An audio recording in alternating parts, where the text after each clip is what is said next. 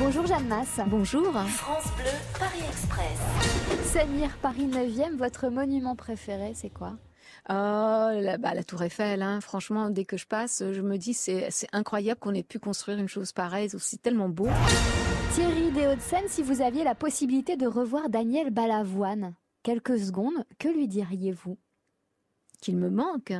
J'aurais pu faire ça, donc on continue de vivre avec une culpabilité incroyable. Culpabilité carrément? Bah oui, parce que déjà on a la culpabilité d'être en vie, et puis ensuite de ne pas lui avoir dit tout ce qu'on aurait voulu lui dire. Mais bon, en même temps, moi je pense qu'on peut communiquer avec le cosmos, donc voilà. Vous communiquez avec lui? Ça c'est compliqué à expliquer, et puis c'est privé. Donc oui quand même. En tout cas, il y a sans doute l'espoir, hein. L'INSEE Paris 12e, vous avez été la première chanteuse française à vous produire à Bercy.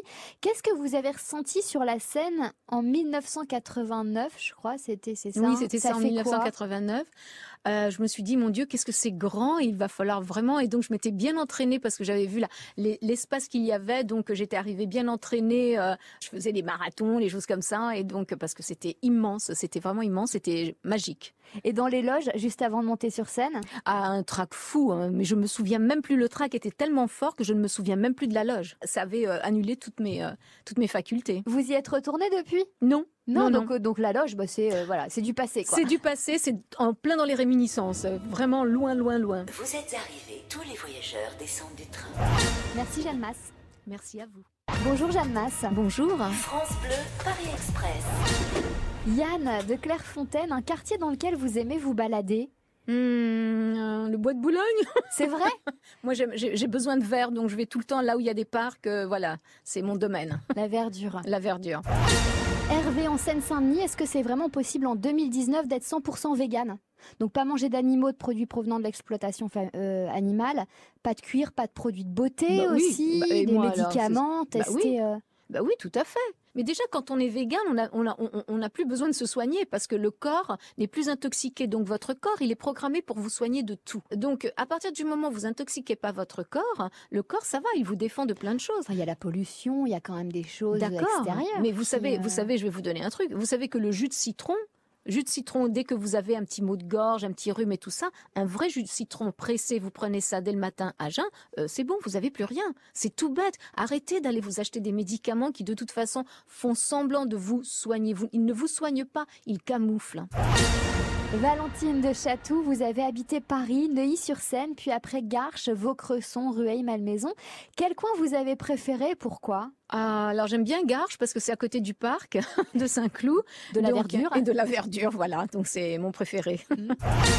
Éléonore sur Facebook, qu'est-ce qui vous ferait revenir vivre en France? Le chéri, chéri que j'ai pas, peut-être de retrouver un chéri. Non, je plaisante. Je sais pas, j'y pense souvent à revenir en France. Puis j'adore les maisons en pierre. Nous on vit dans des maisons en bois. Je suis ma vie et je suis guidée en ce moment, donc je laisse faire. Vous vivez votre vie. Je vis ma vie. Vous êtes arrivés, tous les voyageurs descendent du train. Merci Jeanne Masse. Merci à vous. Bonjour Jeanne Masse. Bonjour. France Bleu, Paris Express. Viviane d'Aubergenville, votre restaurant favori à Paris ou en région parisienne? J'aime bien le pain quotidien parce qu'en fait c'est simple, qu'il y a des petits plats véganes et voilà, en toute simplicité. Quand on va déjeuner, j'aime bien aller là-bas. Il y en a un peu partout en plus à Paris. Oui, en plus c'est bien. Et puis ils ont du pain bio. Et puis alors en plus ils ont ce muffin qui est vegan, donc sans beurre et sans œufs. Et il est au myrtille. Alors des fois évidemment je me fais cette gâterie. Romain, dans le Val-de-Marne, quel est le geste ou la phrase qui a été le plus difficile à supporter durant votre carrière? Je n'en ai pas, j'en ai pas le souvenir. Vous parlez d'un geste qui est choquant avec un réalisateur. Oh, avec Dino Risi. Ah oui, quand il a ouvert... Ah oui. Oh non, mais ça, c'est... quand il a ouvert ma veste et j'avais rien en dessous pour inspecter, voilà, s'il allait me mettre à poil ou pas dans le film, ça m'avait profondément choquée parce que j'ai trouvé que c'était un profond... disrespectful, qui respectait pas les femmes. Ça m'avait vraiment choquée. C'est diminuer la femme dans un élément comme si c'était juste une chose sexuelle. C'est horrible. Et vous l'avez gardé pour vous à l'époque? Oui, oui. Mais en fait, moi, j'avais 17 ans à peine, et donc, et puis j'étais choquée. Puis c'était Dino Risi, et puis surtout sur le coup, on ne sait pas ce qu'il faut dire et ce qu'il faut faire. Par la suite, évidemment, j'ai appris un peu mieux. Mais aujourd'hui, c'est sûr que ça, c'est le genre de choses. qu'on dénoncerait à partir du moment où on renonce aussi à faire sa carrière, parce que on le sait très bien que les comédiennes vont pas toutes se mouiller à dénoncer les vicieux qui sont dans le métier, tout simplement parce que ça leur ferme totalement les portes. Malheureusement, on en est là, quoi. Lydie, Paris 15e, que représente Paris à vos yeux? La capitale de la folie. Vous êtes arrivés, tous les voyageurs descendent du train. Merci Jeanne Masse. Merci à vous. Bonjour Jeanne Masse. Bonjour. France Bleu, Paris Express. Néo des Yvelines, un petit coin de paradis en Île-de-France. Alors là, c'est la colle totale. Mais je crois qu'au parc, dans le bois de Boulogne, il y a un petit endroit avec un petit lac et il y a une petite coupole, il y a une petite montée, tout ça. Il y a des moments, il y a des parties très sympas au bois de Boulogne. Et puis maintenant, j'ai vu, ils ont créé toute une partie où on peut aller faire son sport, se hisser et tout ça. Ça, j'aime bien. Lorna, sur Twitter, s'il y a une chose dans votre carrière que vous ne referiez pas, ce serait laquelle? Non, il faudrait bien que je refasse tout parce que comme j'ai toujours été honnête et sincère, voilà, comment me porter, voilà, non, je pense que je referais tout, malheureusement. Si, moi je sais ce que vous changeriez. Dites. Il y avait un titre, il y a des bons, mais il y a toujours des cons. Ouais, peut-être ça. Non, ça vous avez raison. Là, vous oui, auriez enlevé le mot con. Oui, peut-être, voilà, j'aurais trouvé autre chose, plus poétique et moins direct. Oui, c'est vrai. Ouais. Vous avez raison, c'est ça que j'aurais certainement changé.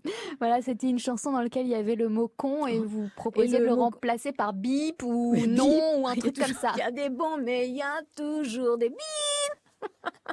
Il est dans l'album Réminiscence. Tout à fait, tout à fait.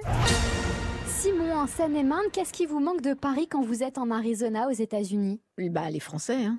C'est Mais vrai pas les Parisiens. Les Parisiens sont un petit peu cruels par moments, mais j'aime les Français. Les Français me manquent. Les Parisiens sont parfois provinciaux, même pour la Alors plupart. ça c'est super. Mais oui, c'est vrai. Vous avez raison. Oui. C'est vrai.